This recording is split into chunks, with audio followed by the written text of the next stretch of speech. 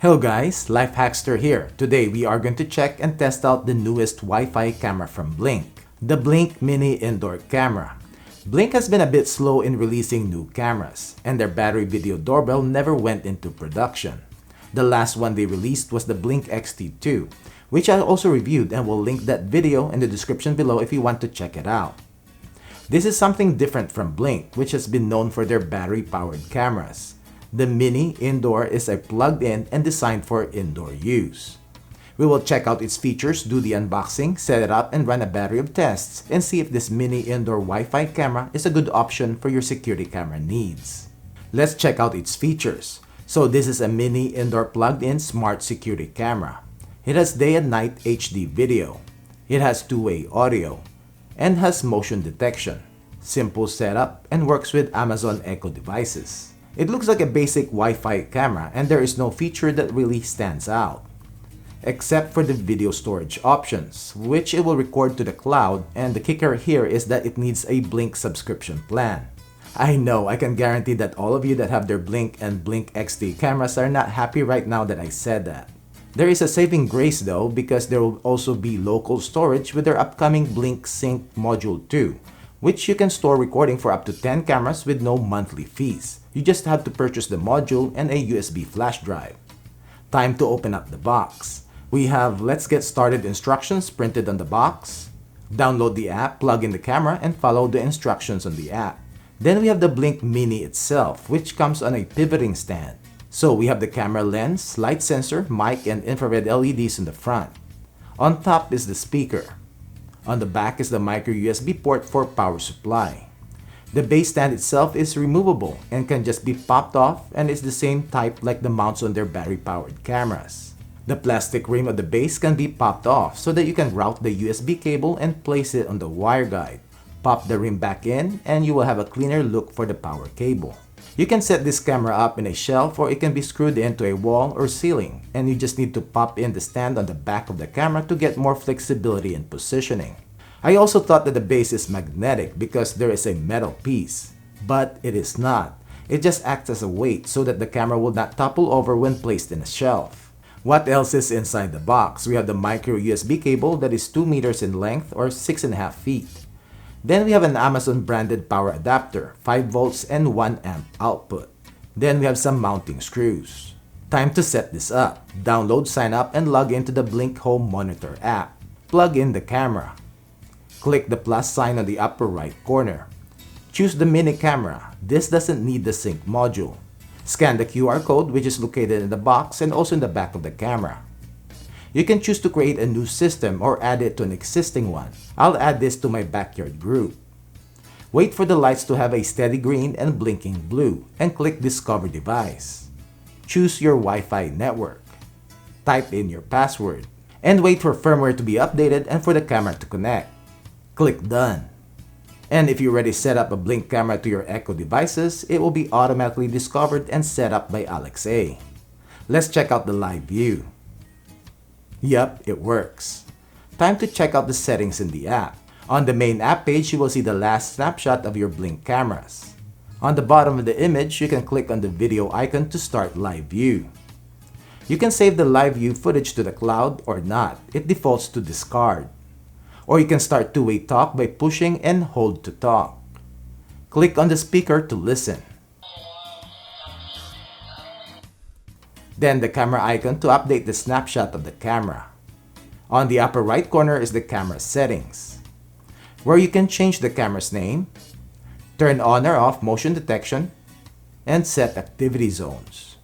It is a grid type, which you click on the squares and it will gray out, meaning it will be the zone that you don't want to monitor. So I don't want the fan and the lights to trigger the camera, so I have to gray it out. By the way, the Mini uses algorithm or pixel-based or both as to motion detection, and not PIR like their battery cameras. So changes in lighting, shadows, and reflections can cause false motion triggers. The retrigger time from 10 to 60 seconds, which is the time after a motion event which the camera will not detect motion. This is also called the cool-off or the cool-down period. So I have to set this to the lowest.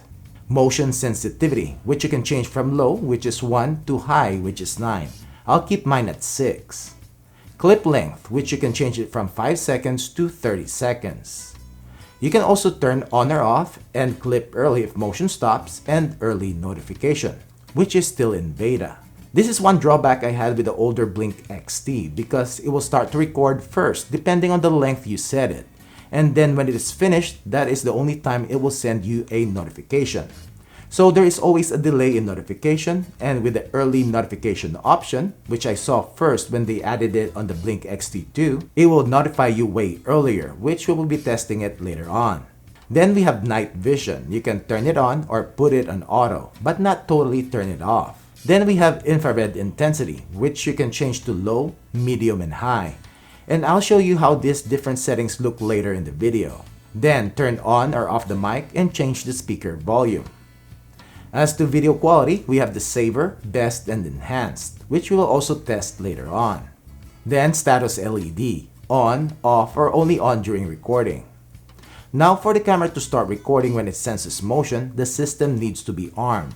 You can then turn on or off the motion detection of individual cameras in the system by pushing the running man icon on the upper right corner, or toggle it on the individual camera settings. Let's do some testing.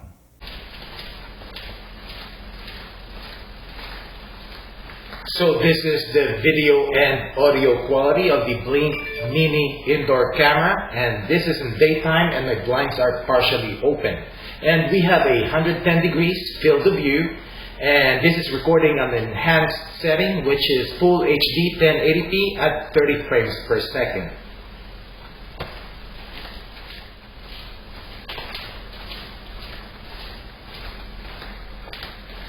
So this is the video quality of the Blink Mini indoor camera, and this is on the best video quality setting, and this is actually only 720p and running at 24 frames per second.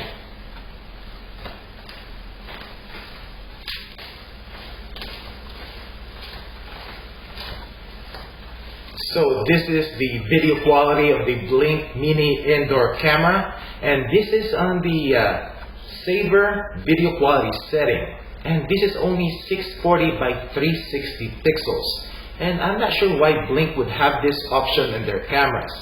And as far as I know, we are now in 2020s and not in the 80s. Okay, I'm already gonna give you my thoughts. It seems like Blink has not really thought out the settings of this plugged-in, continually powered camera, and I've noticed this in the settings. They just basically copied the settings of their battery-powered cameras. So for video quality, they have this enhanced, best, and saver modes, basically to save battery and I guess storage. But with the Mini, which is continually powered, uploads to unlimited subscription-based cloud or eventually local storage, then these settings doesn't really apply. You have to set it to the highest full HD 1080p at 30 frames per second anyways, which is already outdated because companies like Reolink and Eufy are now making 2K indoor cameras.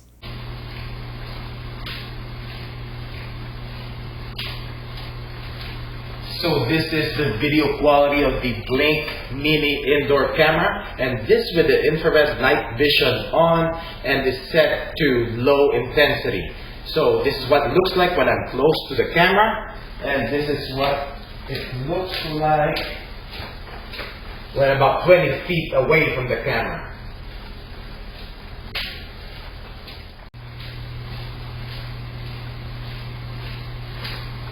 So this is the video quality of the Blink Mini indoor camera, night vision on and set to, the infrared set to medium intensity. And this is what it looks like when I'm close to the camera. And this is what it looks like when I'm around 20 feet away from the camera.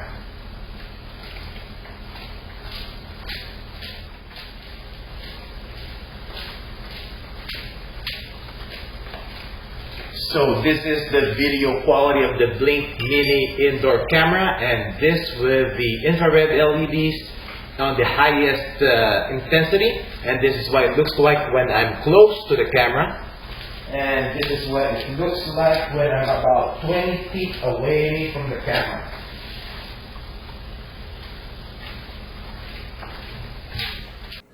We are going to test the motion alert notification speed of the Blink Mini indoor camera, And I've already set this on the early notification turned on, and I'm on my LTE connection, and let's check it out.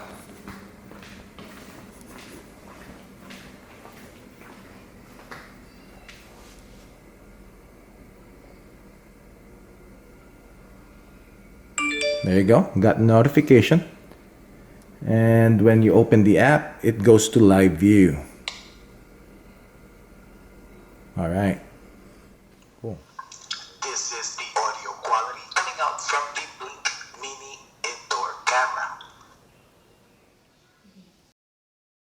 Show me Blink Mini. Okay.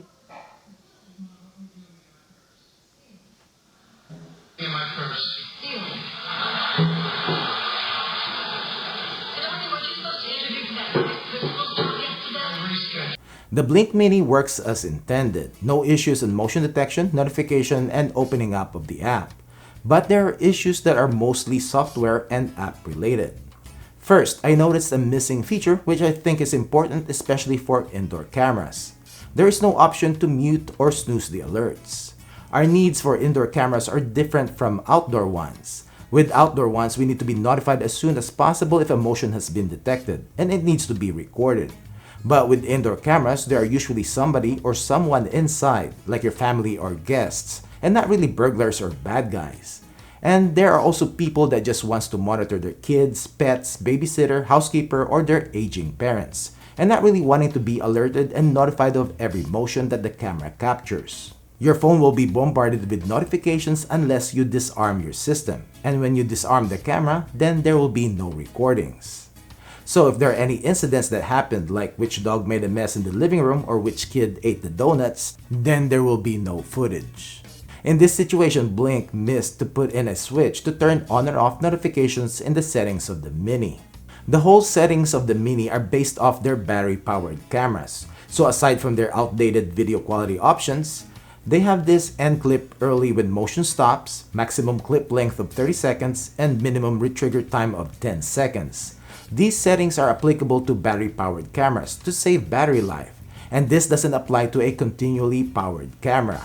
Lastly, making their cloud recordings for the Mini subscription-based is, I think, also a wrong move. Right now it is free until the end of the year, then it will be $3 per month per camera or $10 for unlimited cameras. But I guess they need to make money. Luckily, they'll be releasing a sync module too, which you'll be able to store and record footage to a USB flash drive.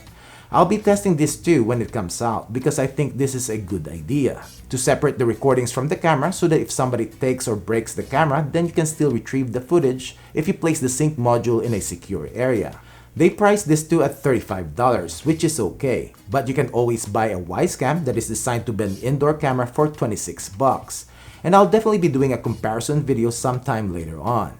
So what do you think, guys? Any questions? Comment down below. Thanks for watching and I hope you liked this video. Don't forget to give it a thumbs up and subscribe to my channel if you haven't done it yet. And click the bell notification so that you get notified when I upload product reviews like this video, product updates, comparison videos, and long-term reviews.